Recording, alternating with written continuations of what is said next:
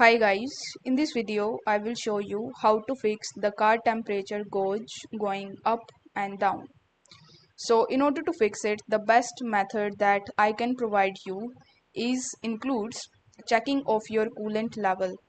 So you need to wait for the engine to cool down first, then open the hood and locate the coolant reservoir. Check the coolant level and refill it if it is low.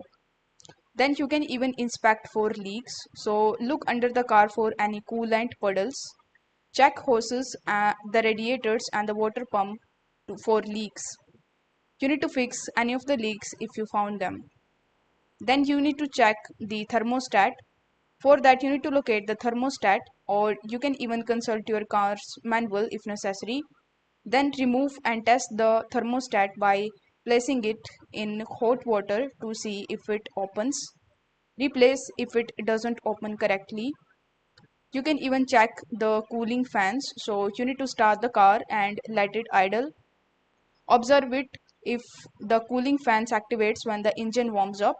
If the fans doesn't turn on, check the fan motor, relay and fuse and replace any faulty parts. You can even bleed air from the cooling system. So you need to locate the bleeder value if your car has one. Open the valve and let the engine run to expel trapped air.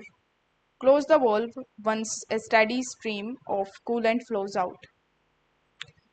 If none of the steps work for you, then in order to resolve the problem, what you can do is you can simply call out any professional help.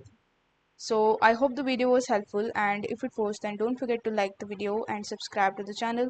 Thank you so much for watching.